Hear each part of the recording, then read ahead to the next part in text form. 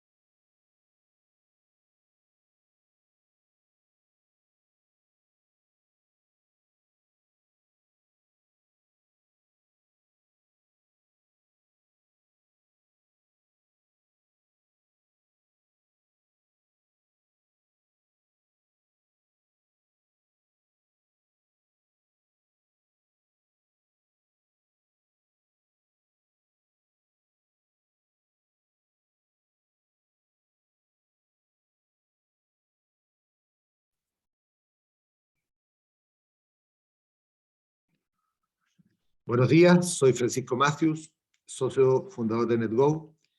En nombre de NetGo quiero darle la más cordial bienvenida a este webinar, en donde presentaremos las principales conclusiones sobre un estudio que realizamos acerca de la manera en que las empresas chilenas gestionan los riesgos cambiarios de commodity y tasa de interés.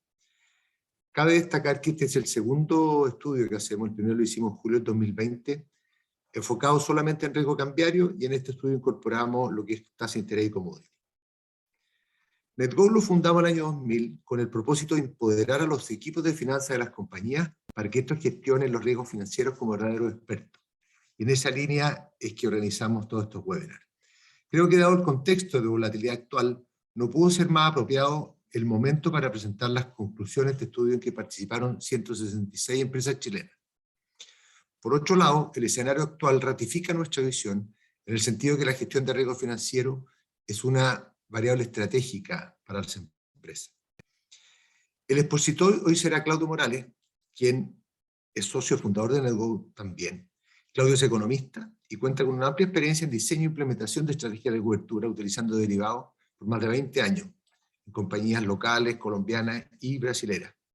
Además de 10 años liderando gerencias de finanzas en distintos bancos chilenos. Hoy día estamos con un problema técnico producto de los temporales de viento y lluvia, y la idea era que las preguntas las fuera moderando yo, pero me voy a tener que retirar porque estoy sin luz, así que confidencio el problema que tenemos. Por lo tanto, será Claudio quien irá revisando las preguntas que ustedes le vayan enviando a medida que vaya avanzando la presentación. La idea es no hacer las preguntas al final, sino que vayan mandándolas a medida que vayan teniendo dudas o comentarios, y Claudio va a ir en la presentación haciendo una especie de conversación con ustedes a partir de las preguntas que le hagan. Así que sin más presentación, los dejo con Claudio. Muchas gracias. Muchas gracias, Francisco. Hola a todos, es un gusto estar con ustedes nuevamente en un webinar de NetGo. Hoy día tenemos a muchos clientes y otros que no son clientes, así que espero que sea interesante para todos, así como ha sido para nosotros esta experiencia de la segunda encuesta que hacemos, como mencionaba Francisco, respecto a este tema. Básicamente, ahora, aparte del riesgo cambiario, encuestamos a las empresas en lo que es manejo commodity y tasas de interés. Vamos a partir un poquito de contexto. ¿Okay? En el contexto les quiero mostrar, esa es la volatilidad que ha tenido el tipo de cambio del dólar peso chileno. El año 2018, el tipo de cambio estuvo, en el 2018 estuvo por debajo de 600. Previamente, pero estuvo por debajo de 600. Ayer, durante la jornada, el tipo de cambio llegó sobre 8.90, o sea, de 300 pesos, ha tenido una devaluación de 50% en 4 años. Y con esta volatilidad que ustedes ven acá. Entonces, ¿qué es lo que pasa? Que al final, esto no se trata de achuntarle al dólar. Se trata, ¿no es cierto?, de que hoy día es importante y necesario contar con una estrategia adecuada que permita, ¿no es cierto?, mitigar el impacto en resultados de la variación en tipo de cambio. Si uno mira otros activos financieros que son relevantes para el caso chileno, ven que no hay mucha diferencia respecto a la moneda. El precio del petróleo, que hoy día el último precio que tuvimos fue $105, durante el 2020 por un tema de que no había dónde guardar el petróleo, el WTI específicamente, tuvo un problema de almacenamiento. Tuvimos un par de días o un día en que tuvimos un precio negativo. Eso quiere decir que las empresas pagaban porque alguien se llevara y se hiciera cargo del petróleo. Fíjense que desde el año 2020 hasta ahora, en 2 años, el precio del petróleo, perdón, pasó, vamos a sacar ese precio de excepción, ¿no es cierto?, negativo, pasó a estar bajo los $25 el barril a 105, es decir, se ha multiplicado por 4 en 2 años. Y seguimos. Los bonos del Tesoro de 10 años estuvieron prácticamente en torno a 0,5 durante un tiempo, en el año 2020, cayeron del 3,20 al 0,5 y de nuevo estamos en el 3,20, ¿no es cierto?, habiendo topado 3,5 como tasa. Eso significa, en términos de financiamiento, es un montón de plata para las empresas que deben plata, ¿no es cierto?, a tasa flotante, específicamente, que está relacionado, ¿no es cierto?, con, o que están en este caso, perdón, no a tasa flotante, pero que están endeudados, ¿no es cierto?, a largo plazo. No es lo mismo haberse endeudado el año 2020, a 10 años, con una tasa de referencia al 0,5, que endeudarse hoy al 3,20, manteniendo el mismo spread, supongamos que son 100, 150 puntos base que le está cobrando el banco, ¿no es cierto?, una empresa, ¿no es cierto?, Prime, significa que la tasa salta del 1,5 al cerca del orden del 5%. Y continuamos.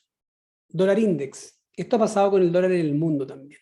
¿Okay? Ustedes ven cómo cayó fuertemente desde el 2020, que estuvo fuerte, llegó a 100 el dólar index como valor del índice, se cayó por debajo de 90 y hoy día ya está un buen rato, llevamos sobre 100 y estamos cerca de los máximos de los últimos 10, 20 años. Entonces, a medida, frente a todo esto, ¿qué ocurre? Francisco lo dijo en la introducción. En la medida que ha ido pasando los tiempos, nosotros llevamos 21 años en este negocio de la gestión de riesgos financieros con empresas y nos damos cuenta en el fondo cómo el tema ha ido escalando y se ha ido posicionando cada vez en niveles más altos de la organización. ¿Y por qué eso? Por una razón muy simple, que básicamente hay años, ¿no es cierto?, donde un gran porcentaje de las utilidades que esperaba tener una compañía haciendo muy bien su negocio comercial o productivo se lo lleva a la aparición de alguna de estas variables, estos activos financieros. Entonces, al final, nadie quiere trabajar un año para, en vez de ganar 100, terminar ganando el 50% porque se movieron en contra de las monedas. Y por eso que es interesante lo que nos convoca hoy. Y un poco más de contexto, si ustedes se fijan acá, la volatilidad es, este es un gráfico, déjenme mover acá yo mi información. Este es un gráfico bien interesante que muestra la volatilidad, ¿no es cierto?, una relación entre devaluación y volatilidad. Y voy a enfocarme en dos cosas para no meter tanto ruido. En el año 2022, ahora, al momento que nosotros hicimos este cálculo, que era mayo, el tipo de cambio tenía una variación year to date aproximadamente un 0% del dólar peso. El real brasilero se había revaluado en torno a un 15% y el yen, ¿no es cierto?, la moneda japonesa, se había devaluado cercano a un 12%. Y si se fijan, la moneda que más volatilidad tuvo este año ha sido el real, seguido por el peso chileno. Ojo, y el yen japonés se ha devaluado, pero en forma con mucho menos volatilidad. Fíjense lo que ocurría el año 2020. Es casi un espejo, donde el real era la moneda más devaluada sobre un 30%, y el yen era la moneda más revaluada, en torno a un 3%. ¿Se fijan? Siempre el real con una alta volatilidad, y el peso chileno también ahí, en ese caso estaba acompañado por el colombiano y por el mexicano, pero claramente las monedas latinoamericanas tienen más volatilidad que las monedas europeas, la europea y las major currencies, como la libra, el yen, y el peruano tiene una volatilidad muy baja porque el dólar está bastante intervenido en Perú. Así que las monedas de los mercados en los cuales nosotros estamos interactuando permanentemente tienen alta volatilidad, y en lo que ha avanzado el año, más o menos era el mismo mes, fuera mayo del 2022 versus junio del 2020, se fijan, es prácticamente la mitad del año. Bueno, el real, así como estaba, ¿no es cierto?, devaluado en el año 2020, en el año 2022 estaba revaluado. El mercado derivado en Chile. Esto es bien interesante, estas cifras para tenerlas en mente. Quedan unas pocas diapos de darles contexto que creemos que es relevante y después entramos en materia de las respuestas de la encuesta. A ver, Chile presenta una profundidad en los mercados de 7 veces el PIB. Es decir, se transa los mercados, ¿no es cierto?, de FX propiamente tal, 7 veces la cantidad del PIB chileno. El indicador de profundidad indica qué tan activo el mercado cambiario de acuerdo al tamaño de su economía. Las economías desarrolladas tienen un indicador que anda entre el 35 y 40 veces su PIB, y el promedio de la economía latino emergente es de 4 veces y la latinoamericana 2,8 veces. Eso quiere decir que el mercado chileno de FX es bastante profundo respecto a nuestros vecinos de la región y respecto a otras economías emergentes, pero todavía queda mucho camino para acercarnos, ¿no es cierto?, a lo que son las economías desarrolladas. Si se fijan, 7 veces versus 40, para hacerlo fácil, 7 por 7, 49, 6 por 7, 42. O sea, nuestro mercado podría crecer entre spot, forward y todos los derivados que tienen que ver con FX, podría crecer todavía 6 veces. Es el potencial de crecimiento que tiene. ¿Y eso qué es lo que pasa? Que en el fondo, mientras más profundo el mercado, es una buena noticia porque los spreads son más ajustados que pagan las empresas y existe liquidez en todo momento. Lo otro interesante en términos de contexto es este gráfico que a nosotros nos gusta mucho, y es lo siguiente. Este gráfico, que se ve un poco difícil de entender, pero bastante simple, esto es desde la mirada del Banco Central, ¿ok? Aquí está el cero, del cero hacia arriba es en la mirada al revés. Banco Central, ¿no es cierto?, dice, las empresas que están en positivo están vendiendo, ¿ok? Es desde la perspectiva del país. El país le compra, o mirado desde el punto de vista del Banco Central más bien, el Banco Central no compra, pero el Banco Central dice, ok, las empresas, ¿no es cierto?, desde la perspectiva del mercado externo, estas son ventas netas y hacia abajo son compras netas. El player más importante que tenemos en Chile en el mercado cambiario son los fondos de pensiones. Básicamente ellos siempre han estado por aquí arriba, es al revés mirado esto, no sé por qué exactamente el Banco Central lo hace de esa manera, sería más fácil hacerlo directo para mirarlo, ¿no? Pero básicamente, si ustedes se fijan, el stock de contratos forward que tiene la AFP ha fluctuado desde el año 2020 hasta el año 2022 entre 10.000 millones de dólares por abajo y más de 20.000 millones de dólares por arriba. Esas son posiciones de venta forward de la AFP. ¿Por qué? Porque la AFP, ¿no es cierto?, lo que hacen es cobertura de su inversión en el exterior. ¿Qué es lo que hace una AFP? Parte del fondo que está manejando compra dólares, compra un bono en el exterior o una acción, y parte de eso debe tenerlo hedgeado. Tiene ciertos ratios y ciertas normas que cumplir, por lo tanto es un permanente oferente de dólares en el mercado forward, ¿ok? Porque compran el spot y venden forward. Luego, el segundo player más importante son el sector externo, que son básicamente bancos de inversión extranjeros que están operando especulativamente en el peso chileno. Fíjense qué interesante esto. El sector externo estuvo largo en la posición forward, estuvo largo en dólares, llegó a estar, ¿no es cierto?, más de 20.000 millones de dólares largo durante el 2020 y fue reduciendo sistemáticamente su exposición, y justo post elección del presidente actual se dio vuelta y pasó de ser un comprador neto forward a un vendedor neto forward.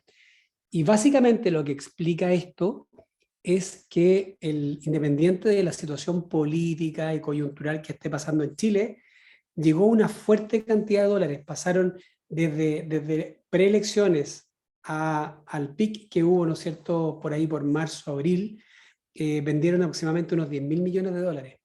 Y eso hizo que se dieran vueltas. Estaban entre 1.000 millones de dólares largos, que era muy poco, y se dieron vuelta. Y básicamente eso fue para aprovechar la diferencial de tasa entre Estados Unidos y Chile. Recuerden ustedes que hace un año atrás los puntos forward eran 0 a un año, y hoy día andan en torno a los 50, 55 pesos, 60 pesos. Esos 60 pesos, esos 50 pesos es lo que los bancos de inversión extranjeros querían ganarse. Ahora, muchos partieron vendiendo cuando el tipo de cambio estaba en 8.70 post elecciones, y fue un buen negocio porque llegó a 7.70, se cayó 100 pesos, pero los últimos que vendieron abajo ciertamente ha sido un mal negocio porque esperaban ganar una diferencial de 50 pesos en un año y resulta que se han perdido 70 pesos o más incluso en cosa de un par de meses. Así que esto nos habla, ¿no es cierto?, de quiénes son, muchas veces los clientes preguntan quiénes son los que mueven el mercado.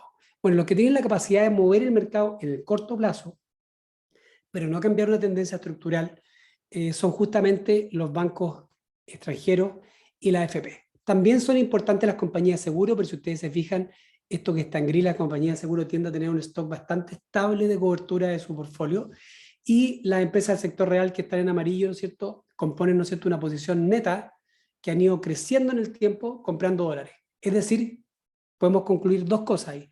Una coyuntural, y es decir, que las empresas post-21, desde el 2021 en adelante, viendo el tema de que se perfilaba Boric, ¿no es cierto?, como una alternativa de izquierda, ¿no es cierto?, más dura y anti-neoliberalismo y anti-mercado. Entonces las empresas importadoras han aumentado fuertemente, y nosotros lo vemos con nuestros clientes, sus niveles de cobertura. Así como alguien tenía, no sé, se movía entre el 25 y el 50% de cobertura, hoy día la verdad es que nosotros vemos que las empresas se mueven entre el 50 y el 100% de cobertura, a pesar de que les duele la diferencial de tasa, ¿no es cierto?, que le está pegando los puntos forward. Entonces, si ustedes se fijan, las compras que vemos abajo no suman las ventas arriba, no son un espejo. Y eso básicamente es porque ¿quién hace la diferencia, quién hace la fuerza en sentido contrario? Son los bancos. Los bancos lo que hacen es que cuando un banco de inversión extranjero, ¿no es cierto?, está vendido, el banco le está comprando acá, se vende en el spot. ¿Ok? Entonces los bancos comerciales ocupan el spot como cobertura, ¿no es cierto?, de las compras que están haciendo a inversionistas extranjeros, a bancos extranjeros. ¿Cómo? Se endeudan, la deuda que tengan, ya sea por depósito a plazo, deuda de corto plazo, van y la liquidan. Entonces, en la posición spot, los bancos locales están cortos. Me fui un poco extenso en la explicación, pero esto es siempre algo que llama la atención bastante a las empresas. Continuamos. Esto es básicamente las compras de spot también, voy a pasar más rápido acá. Si ustedes se fijan, las empresas del sector real son importantes, son muy importantes, el sector externo también, que es el rojo, y tenemos las corredoras de bolsa y AGF también, que son también relevantes en el mercado spot. Operaciones spot diarias, si ustedes se fijan, verde y rojo son compra y venta, o venta y roja, sí, compra y venta, rojo y verde. El amarillo es el interbancario, y básicamente, si uno mira un solo lado de la moneda, que es las compras y la venta, el mercado se mueve entre los 1.000 y los 2.000 millones de dólares diarios. La cifra azul es la sumatoria de todo lo anterior, así que no tiene mucho, uno se puede poner re contento, son 5.000 millones, pero están miradas las transacciones desde ambos lados en ese caso. Así que creo que es más relevante mencionar de que el mercado tiene un tamaño en el spot que fluctúa entre los 1.000 y los 2.000 millones de dólares diarios. Derivados en monedas es bastante similar. Si ustedes se fijan que es aquí venta tercero en mercado externo, son los que más mueven hoy día en forward en la especulación, fluctúan más o menos entre los 1.000 y los 2.000 millones de dólares también. O sea, más o menos quedémonos con la idea de que entre spot y forward, básicamente, se mueven entre 2.000 millones de dólares por abajo y 4.000 millones de dólares por arriba, ambos mercados sumados. Bueno, vamos al estudio en cuestión. Me avisan si hay alguna pregunta, yo estoy mirando las preguntas, veo que no hay ninguna pregunta, debe estar todo claro, me imagino. Estudio de gestión del riesgo de tipo cambio, empresas chilenas, y lo que extracción de la muestra, estructuración de muestra. Nosotros quisimos ordenarlo más o menos por los clústeres, y los que tienen mayor presencia es el sector frutícola y retail. El frutícola sin duda que nos llama la atención porque hay un montón de empresas exportadoras en Chile, pero creemos que logramos una muestra bastante representativa. ¿Okay? A frutícola 16 hay que agregarle las agrícolas probablemente, alimentaria, automotriz, construcción y retail, ¿no es cierto? Son las principales empresas que respondieron esta encuesta. Tamaño de la empresa, básicamente el 10% de la empresa representa facturaciones menores a los 20 millones de dólares, entre 20 y 50 el 20%, entre 50 y 100 el 16%, y el grueso de la muestra estuvo entre 100 y 300 millones de dólares. Y más de 300 millones de dólares un 22%. O sea, podemos pensar de que 55% son empresas bastante grandes ya en tamaño, por lo menos para el mercado local. Así que es interesante saber lo que están haciendo los grandes. Muy interesante. Principales resultados. A ver, frente a la pregunta, ¿no es cierto?, ¿cuál es el principal objetivo de la gestión de riesgo cambiario? Nos agrada, porque esa es la verdad, saber de que solo un 10% está buscando ganancias moviendo las posiciones de tipo cambio en la empresa, que es obtener el máximo beneficio posible el movimiento en el tipo de cambio. Nosotros hemos visto con los años, como decías un momento atrás, nosotros en estos 21 años hemos trabajado con cientos de empresas. Y la verdad, puede ser que una empresa, el directorio le pegue, le pegue un año al tipo cambio, le pegue 2 años al tipo cambio. Pero de repente el mercado se le va a mover en contra. Y cuando se le mueva en contra, las pérdidas van a ser cuantiosas y significativas. Por lo tanto, más que buscar un hedge direccional, tratando, ¿no es cierto?, de capturar los movimientos a favor del tipo de cambio descubierto y cubrirse, ¿no es cierto?, en contra de los movimientos adversos, al final nosotros vemos que lo que más valor tiene en la empresa, y es lo que refleja esta encuesta, es el hecho de contar con una estrategia de cobertura contenida dentro de una política como hoja de ruta que les permite a las empresas reducir el impacto en resultados de la variación del tipo de cambio en el tiempo. Eso significa que en los años que el tipo de cambio se movió a favor del negocio, probablemente no va a aprovechar ese movimiento tan fuerte. Pero sin duda que, ¿no es cierto?, los resultados de la empresa van a reflejar más bien que también lo está haciendo la empresa en términos productivos y comerciales, y no va a reflejar, ¿no es cierto?, un resultado de especulación. Y desde el punto de vista del que compra y valoriza una empresa, tiene mucho más valor una empresa que logra aislar en gran medida o mitigar parte importante del impacto en resultados de la volatilidad en las monedas. Entonces, fíjense que esto suma más de 100 porque uno podía responder más de una pregunta. ¿Okay? Entonces, el 43% de los encuestados le importa proteger el valor económico de la empresa, el 65% es minimizar la diferencia de cambio activo y pasivo en moneda extranjera. Eso nosotros vemos que es un dolor de cabeza recurrente para las gerencias de finanzas, ¿no es cierto?, explicar mes con mes en los directorios cómo se está moviendo y por qué se está moviendo de esa manera la diferencia de cambio.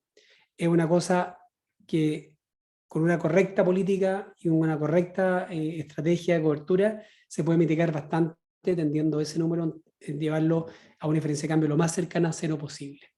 Y lo otro también importante es que casi igual que el anterior, le importa cumplir el presupuesto y obtener el margen operacional esperado. Porque claro, en las empresas, ¿no es cierto?, que importan bienes, por ejemplo, tienen lista de precios en pesos. ¿Qué es lo que pasa cuando el tipo de cambio se va para arriba o se va para abajo, ¿no es cierto? Se le afecta el margen operacional. Y no es por un efecto comercial, es por un efecto de este tipo de cambio. El costo de la mercadería, ¿no es cierto?, está fluctuando cuando el precio de venta está fijo. Seguimos. También nos sorprendió positivamente que prácticamente 2/3 de las empresas hoy día ya cuentan con una política definida de la gestión del riesgo cambiario. Esta política, de acuerdo a la respuesta, ¿no es cierto?, está debidamente documentada y aprobada por el directorio, lo cual es totalmente necesario para evitar el día de mañana, ¿no es cierto?, decir el gerente de finanzas arrancó con los tarros, como decimos en Chile. No, la verdad es que el gerente del CFO necesita, ¿no es cierto?, una hoja de ruta, como dije hace un momento, una política que le permita, ¿no es cierto?, tener marco de acción en el cual se va a mover. Y esa política contiene, entre muchas otras cosas, cuál es la estrategia, cuáles son los productos derivados y cuáles son los objetos de cobertura. Con eso, ¿no es cierto?, la empresa tiene la hoja de ruta del CFO y con eso el directorio lo puede medir a la gerencia de finanzas con mucho mayor efectividad en la gestión de riesgo tipo cambio. ¿Cómo se mide la exposición? Bueno, la gran mayoría, 4 de 5 empresas que contestaron la encuesta, lo miden en monto y plazo de la exposición de cada moneda, y un 40%, que es bastante alto, lo mide en términos de sensibilidad. Eso es re interesante. Uno es, bueno, ¿cuál es la exposición que yo tengo como empresa? ¿Cierto? Y lo otro es, bueno, ¿cuánto me puede impactar en el estado de resultados? Y ahí hay dos medidas que a mí me gustan mucho. Una es el Value at Risk, que está mencionado ahí, que es una medida estadística, en la media del cambio más 2 veces de desviación estándar, y hay un porcentaje de confianza.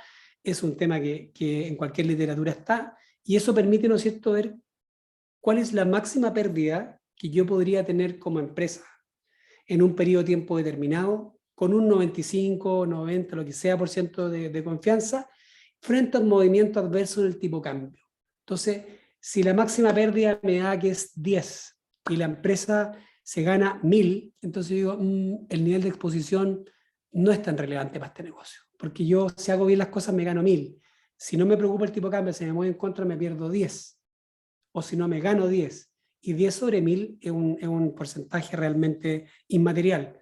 Sin embargo, si el movimiento es 10, pero la empresa se gana 30, ahí sí pasa a ser, ¿no es cierto?, que puede ser la diferencia entre ganarse un tercio menos o un tercio más. Entonces, es interesante el tema del VaR para medir, ¿no es cierto?, para tomar decisiones de cuál es el nivel máximo de exposición que una empresa debería tener. Por otro lado, lo que a mí también me gusta mucho es la exposición que tengo hoy día como empresa. ¿Qué pasa si yo la corro del 2001 en adelante, del año 2000 en adelante?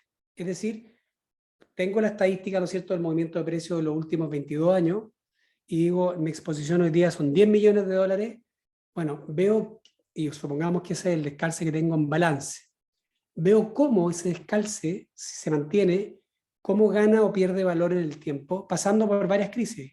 En la primera del 2001 en Chile llegó el tipo de cambio a 7.60, la segunda vez, ¿no es cierto?, que llegó a 7.60 fue para la invasión a Irak, la segunda invasión a Irak de Estados Unidos, en que el petróleo estaba en las nubes, invadió Irak, de nuevo estaba en 7.60, después se fue a 560 ese mismo año, después está la crisis del 2008, después está el COVID, en fin, hay varias cosas que han pasado en estos últimos 20, 22 años. Por lo tanto, cuando uno hace el ejercicio de poner este descalce y valorizarlo en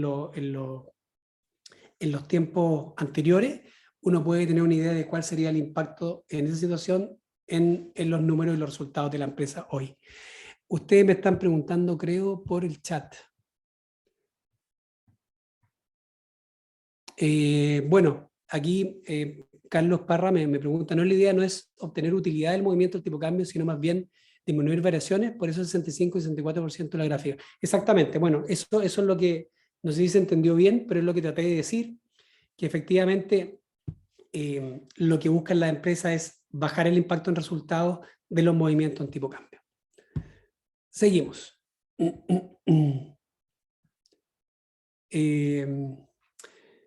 ¿Cuáles son los derivados más utilizados? Vamos al gráfico directamente. Bueno, el campeón acá es el forward, y eso no es la excepción. Nosotros la encuesta que hicimos en Brasil y en Colombia, esta es la segunda que hacemos en Chile, pero ya hemos hecho una en Brasil y una en Colombia, es exactamente lo mismo. El forward anda sobre el 90% siempre, sobre el 80% siempre, como el derivado más utilizado por las empresas que hacen algún tipo de cobertura. El cross currency swap también es bastante significativo, no es tan relevante, pero existe porque de hecho, tanto en Chile como en Perú, por ejemplo, y en Colombia, existe, en Perú se le llaman los créditos mejorados, creo que es el término que usa la banca peruana, que en el fondo es decir, mira, te presto en soles peruanos a un 10, estoy inventando la tasa, por supuesto, pero te lo puedo prestar al 9,7 si es que te hago un préstamo en dólares y te hago un cross asociado a este préstamo y te queda una tasa final en la moneda peruana, te quedan un 9,8. Lo mismo ha pasado en Chile, nosotros sabemos eso. Lo importante y relevante para las empresas acá es saber que el cross debe ser valorizado correctamente. Nos hemos encontrado en el pasado con que la empresa estaba muy tranquila porque había logrado negociar una buena tasa con el banco, pero si en algún momento quiere deshacer ese crédito, prepagarlo, en el unwind se encuentra con la sorpresa de que el cross a lo mejor está perdiendo valor y para poder desarmar la posición tiene que pagar. Entonces es importante esas cosas tenerlas en mente. Otro tipo de forward, un 10%, donde el más utilizado es el forward asiático, que es un forward de promedio en vez de un precio en un día. Y la opción es simple, call y put 8%, eso ha ido ganando cada vez más, más participación en el mercado derivado. Y en Colombia esa cifra llega cerca del 20%, si mal no recuerdo. En general las empresas colombianas tienen una mayor disposición a contratar opciones. Y acá la verdad que quiero aprovechar esta instancia para dejarlos invitados que ustedes analicen el hecho de que hay ciertas circunstancias donde vale la pena una opción. Por ejemplo, hoy día está en 8.90 el tipo cambio, no sé exactamente cómo abrió hoy día, porque estaba metido acá, pero supongamos que cerró ayer en torno a 8.90, ¿ok? Y está igual el tipo cambio hoy día, que puede ser que esté 10 pesos más arriba o más abajo. Si suponemos, ¿no es cierto?, que los puntos forward un año son 60 pesos, que tampoco lo vi en los últimos días exactamente, así que Es un supuesto, ¿ok? Bueno, el tipo de cambio a un año sería 9.50. O, bueno, si son 60 pesos, son 30 pesos en 180 días. Eso significa 9.20. ¿Qué es lo que pasa? Que si una empresa tenía el presupuesto, ¿no es cierto?, un exportador, tenía el presupuesto hecho a 800 pesos, y yo veo, ¿no es cierto?, que el tipo de cambio spot está en 8.90 y que el at the money forward está en 920, 180 días, puede ser un muy buen momento para cotizar una opción out of the money. Por ejemplo, un evento catastrófico. Yo digo, mira, todo lo que estoy vendiendo 800 para arriba, me está yendo bien en mi negocio, mucho mejor de lo que esperaba.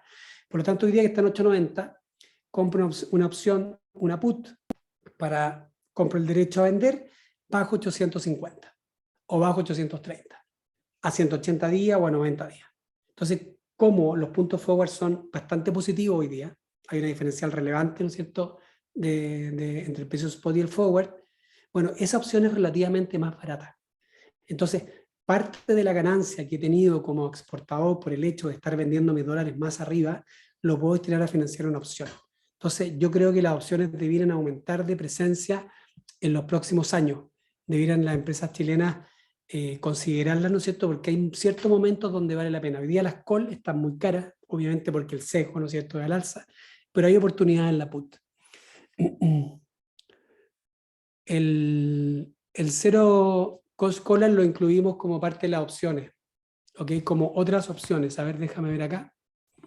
Claro, otros tipos de opciones, ahí están los cero cost collars, o collars, ¿no es cierto?, que no sean cero costo, pero los collares. ¿Quiénes aplican el hedge accounting? Bueno, el 56% de las empresas sí lo aplican y el 44% no lo aplican. O sea, más o menos mitimota. ¿Quiénes son los que necesitan esto? Básicamente, los que no lo aplican, llama la atención que hay un 36% todavía que no lo aplica por desconocimiento de lo que es hedge accounting. No es algo complejo, de verdad. Hedge accounting es un tema bastante simple, requiere ser metódico y muy riguroso y ordenado, pero no es algo complejo. Segundo, porque el directorio considera que no es necesario.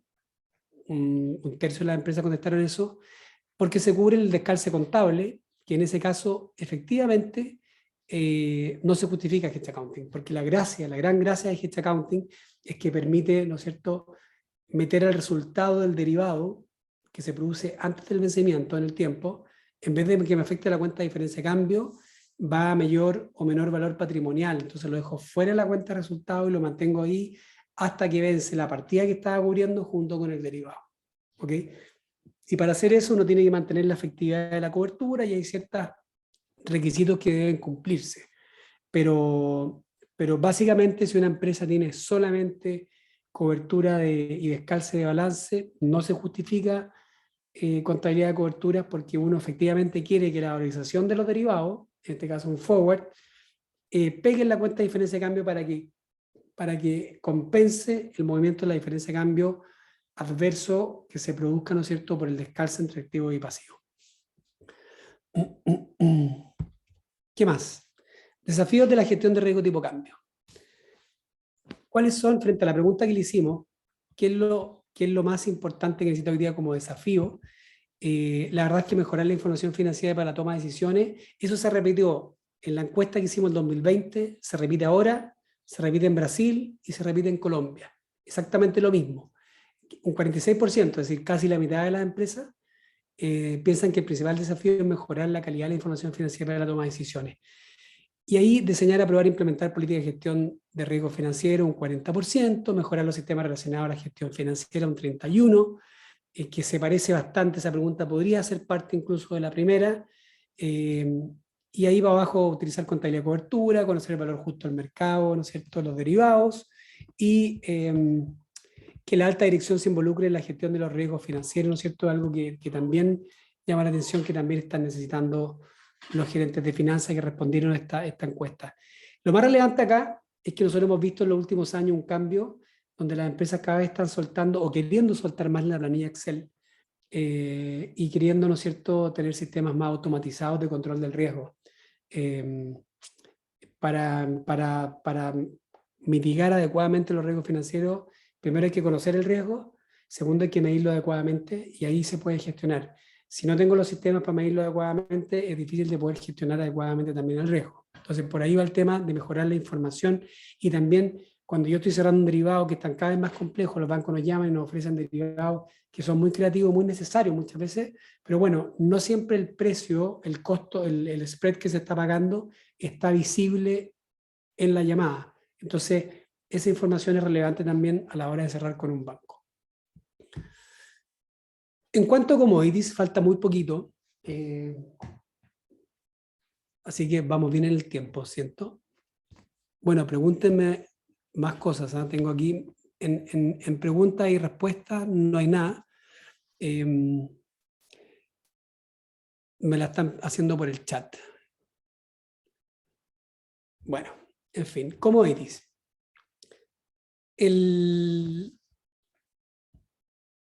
Más del 50%, el 55% o 53,8% sí está expuesto al precio de commodity y solamente 46,2% de los que respondieron a esta encuesta no están afectados al precio de commodity. El precio de commodity más relevante para las empresas que respondieron la encuesta aquí en Chile es el precio del petróleo. Y realmente, si es parte importante de los costos, ustedes pueden ver cuál es el impacto, ¿no es cierto?, que ha tenido eso en la estructura de costos de la compañía. Muchos están expuestos al cobre, como desde el punto de vista de los ingresos, el petróleo por el lado de los egresos, el gas como parte de los costos. El gas se ha multiplicado creo que por 4 veces en el último tiempo. Ha sido brutal. El otro día lo vi, pero no retuve bien la cifra, pero era un orden de magnitud muy importante.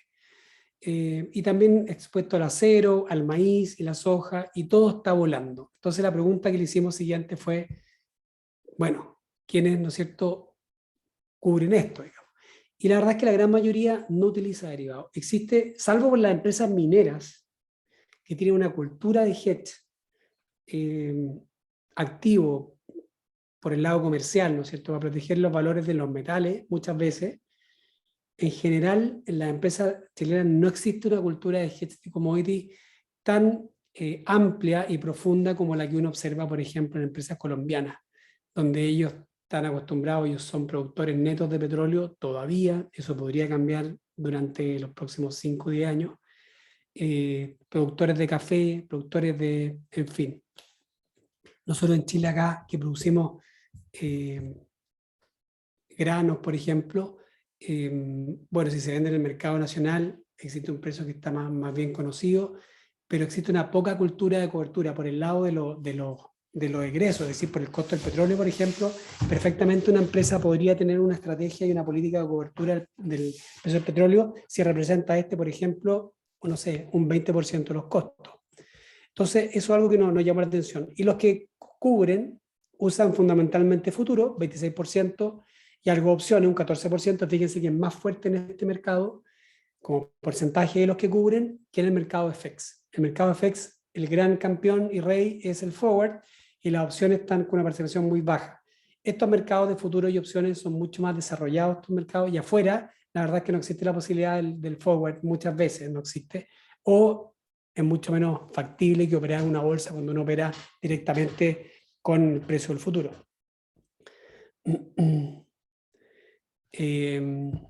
Ahora, las empresas que no ocupan, me preguntan acá, que no ocupan derivados. Bueno, primero que todo puede ser por cualquiera de las dos razones. La primera es que el descalce, yo no olvido el caso de un cliente nuestro que es muy grande, es una empresa que vende más de $1.000 millones al año, es chilena, y la verdad es que el tipo de cambio respecto a la línea se le mueve por el descalce que tiene, el mark to market, la cuenta de diferencia de cambio se le mueve entre más y menos $1 millón, que para muchas empresas sería muy significativo. Pero para esta empresa que se gana como 80 o 90 millones de dólares al año, ellos decidieron que no van a gestionar el riesgo tipo cambio, lo van a tomar. Y en un año ganan $1 millón, año siguiente pierden $1 millón, está dentro de... Ese es el primer motivo por el cual no usan derivados. Y lo segundo, efectivamente, puede ser por un tema de desconocimiento. La profundidad está. Sin duda que profundidad hay suficiente para operar en derivados y los bancos están crecientemente interesados en colocar opciones, porque es un negocio que es entendible. Las opciones son un muy buen producto, pero son más caras. Y obviamente el mercado forward, como ustedes vieron, como es de amplio uso, ya los spreads están mucho más acotados, entonces los bancos se ponen más creativos y empiezan a ofrecer otro tipo de productos. Pero como les mencioné antes, la verdad es que hay momentos en los cuales las opciones pueden ser un muy, muy buen producto a pesar de que es más caro. Luego, tasas de interés, ¿cierto? La empresa, el 82% de las empresas encuestadas no está expuesta a tasa de interés variable y solamente el 18% sí está expuesta. De este 18%, prácticamente la totalidad de las empresas está expuesta a la LIBOR, algo, ¿no es cierto?, a la TAB, el 22%, una TAB es una tasa que va de salida, y la tasa flotante local, que puede ser otra, también otro 19 o 20%. Esto es bien relevante porque las compañías tienen, nosotros lo que hemos visto en todos estos años, las empresas tienen una reticencia a endeudarse a tasa variable. ¿Ok?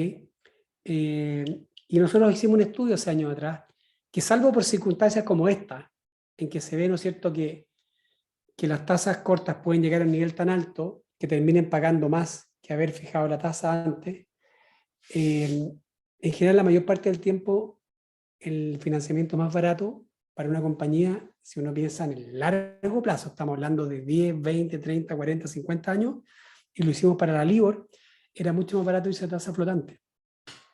¿Por qué? Porque, y por otro lado, es anticíclico. Por lo tanto, normalmente, si la empresa es procíclica, porque hay empresas que son anticíclicas en sus negocios y en su generación de utilidades, pero si la empresa, ¿no es cierto?, es procíclica, es decir, le va bien cuando la economía está en boom y le va mal cuando la economía está en recesión, pues normalmente la tasa, ¿no es cierto?, compensa eso. Hay veces que no, que es justamente lo que está pasando ahora, que la economía se está frenando y la tasa está subiendo, y, ¿no es cierto?, y eso está pegando fuertemente. Pero bueno, las empresas tienen como decía yo, una reticencia a endeudarse variable y favorecen siempre endeudarse fijo. Por lo tanto, esa es la razón por la cual la mayoría de las empresas tiene su tasa fija de financiamiento. Y tipos de derivados que usan, bueno, el IRS, que es el más famoso, más del 50%. Cross, en el caso que la moneda, que la deuda sea distinta a la moneda funcional de la empresa. Y FRAS tiene un 8% que aquí en el mercado local no se ve tanto, la verdad. Nosotros no nos encontramos tanto con los FRAS. Y eso sería todo. Así que quedo atento, no sé si hay alguien más del equipo que haya recogido alguna otra pregunta, o alguien más que me quiera preguntar, porque fui abordando las preguntas que se daban mientras tanto. Así que quedamos atentos.